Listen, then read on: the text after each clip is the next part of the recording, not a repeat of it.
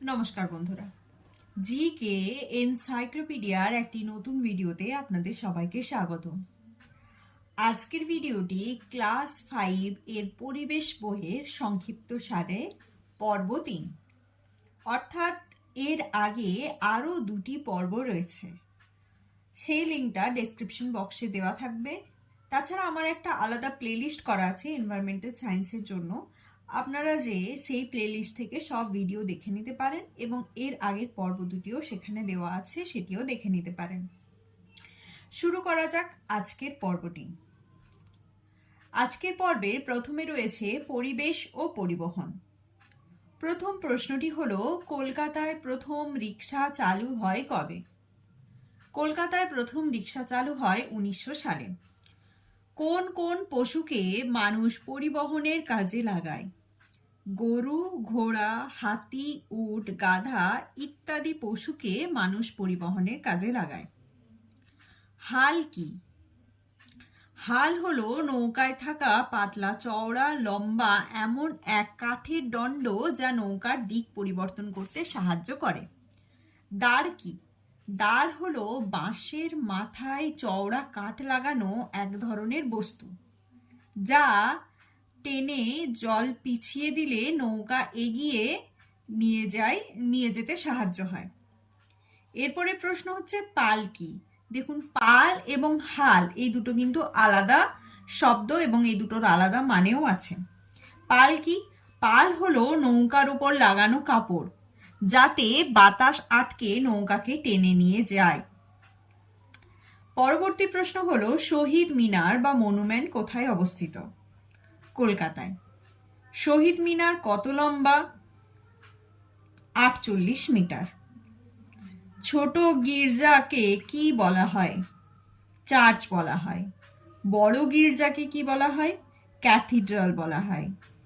কলকাতায় অবস্থিত বড় গির্জাটির নাম কি? কলকাতায় অবস্থিত বড় গির্জাটির নাম হলো সেন্ট পলস ক্যাথিড্রাল। ব্যস্ততম রাস্তায় কিভাবে রাস্তা পার হতে হয়? সেটি হলো সিগন্যাল মেনে এবং জেব্রা ক্রসিং দিয়ে। চলে যাব পরের প্রশ্নে। ভারতে কবে পথ নিরাপত্তা সপ্তাহ পালিত হয়? 11ই জানুয়ারি থেকে 17ই জানুয়ারি। জেব্রা ক্রসিং কি? ট্রাফিক সিগন্যালের সামনে থাকা রাস্তার সাদা কালো যে রং করা অংশ সেটাই হলো জেব্রা ক্রসিং।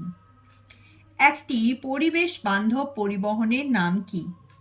একটি পরিবেশ বান্ধব পরিবহন হলো সাইকেল। পথ দুর্ঘটনা এড়ানোর জন্য বাইক চালকদের কি করা উচিত? সেটি হলো আইএসআই মার্কা হেলমেট পরা উচিত।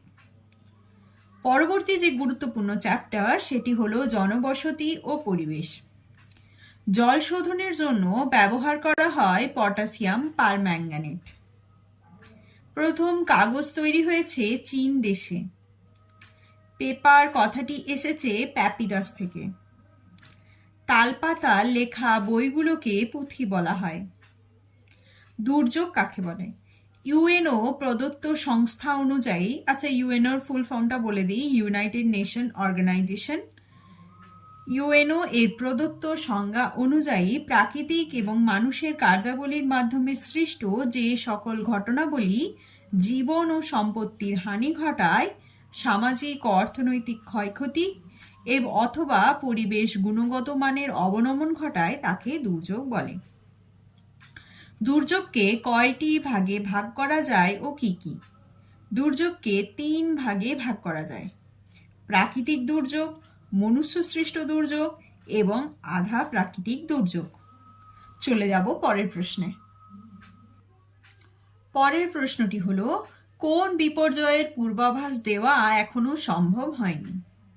ভূমিকম্পের পূর্বাভাস দেওয়া এখনো সম্ভব হয়নি।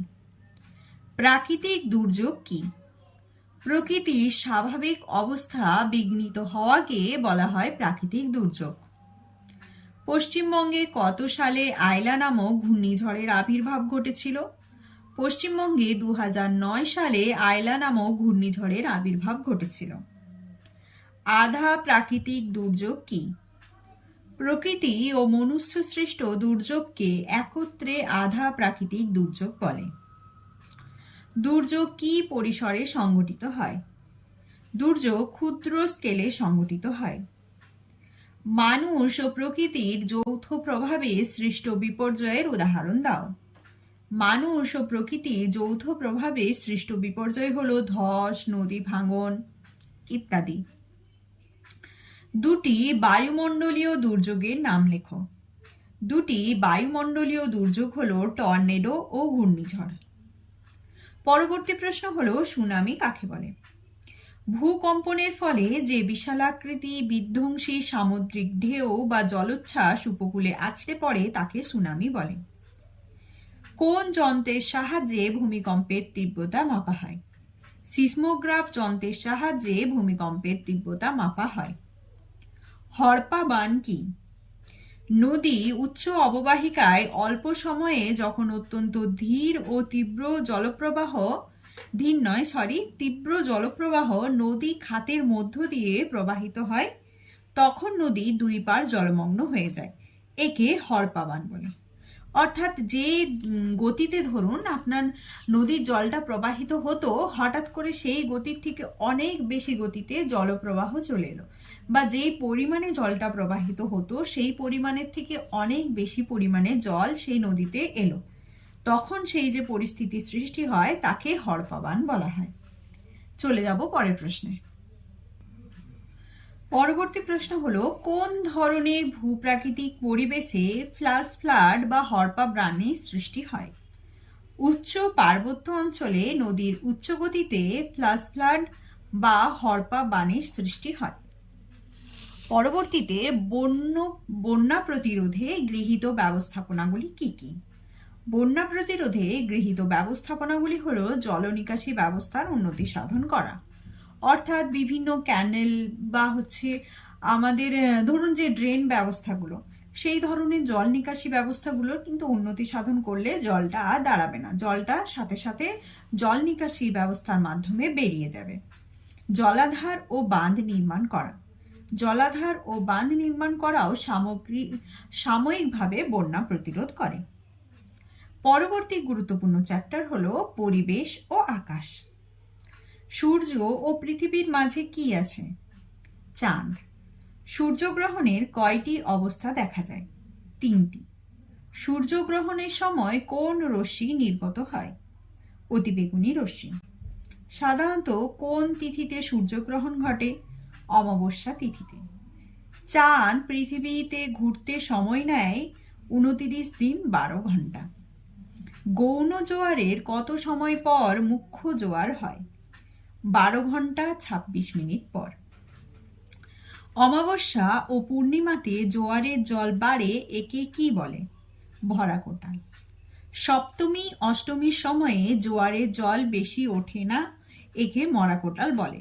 অর্থাৎ ভরা কোটাল কবে হয়? অমাবস্যা ও পূর্ণিমা তিথিতে, এবং মরা কোটাল সাধারণত সপ্তমী অষ্টমী তিথিতে হয়।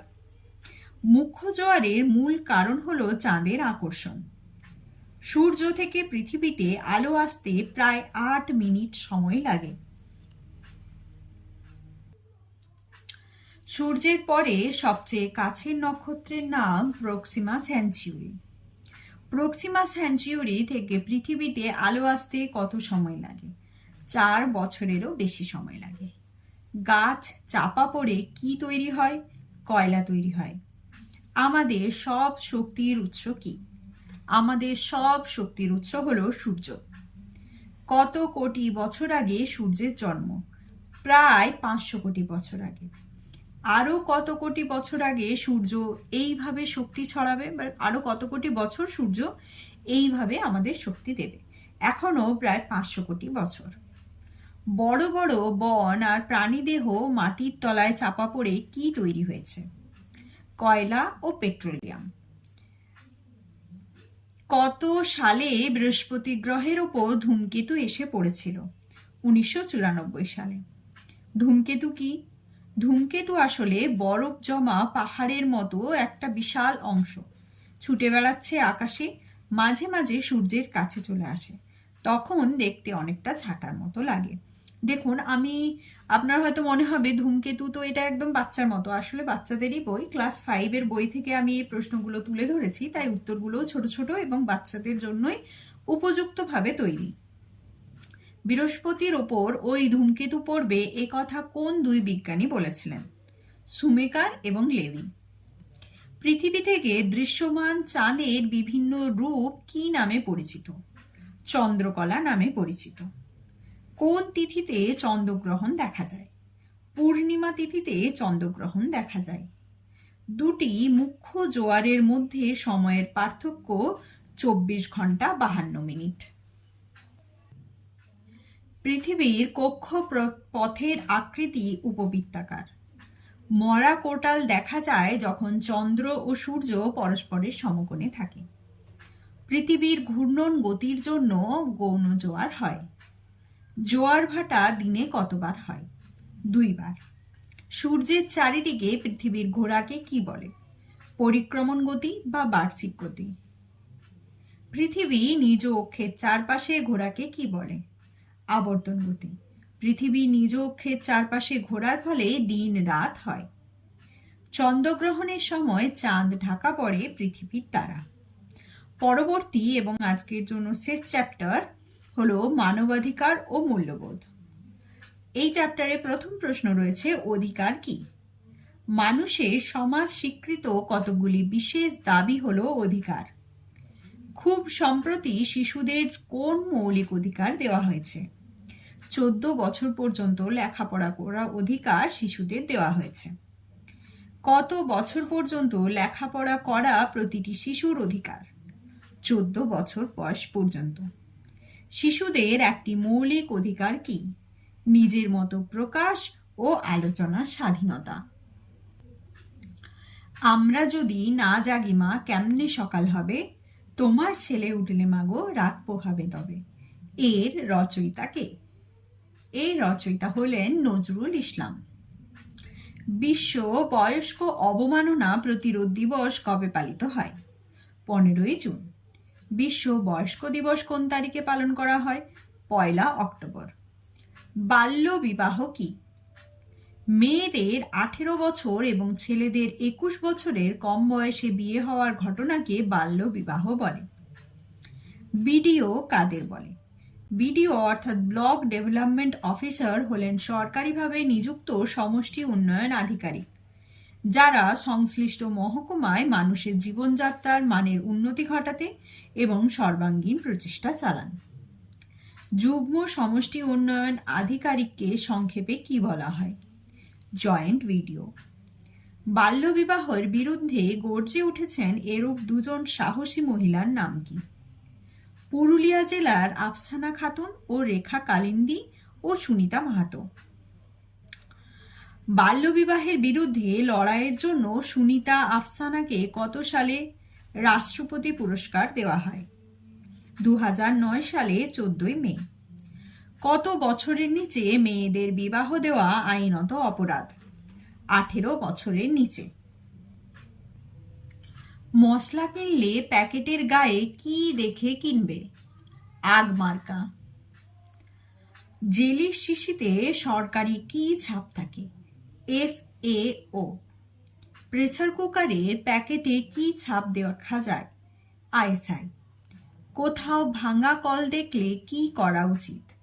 পঞ্চায়েত বা পৌরসভায় জানানো, অর্থাৎ যার যেটা এলাকা, কেউ যদি পঞ্চায়েতের বাসিন্দা হন পঞ্চায়েতে যেয়ে জানান, কেউ যদি পৌরসভার বাসিন্দা হন পৌরসভায় যেয়ে জানান। পৃথিবীর পানীয় জলের প্রধান উৎস কি? পৃথিবীতে পানীয় জলের প্রধান উৎস হল ভূগর্ভস্থ জল। বন্ধুরা, আজ এই পর্যন্তই। পরবর্তী এই ধরনের গুরুত্বপূর্ণ ভিডিও পেতে অবশ্যই আমার চ্যানেলটিকে সাবস্ক্রাইব করে রাখুন এবং বন্ধুদের সাথে শেয়ার করে দিন। ধন্যবাদ পুরো ভিডিওটা মনোযোগ সহকারে দেখার জন্য।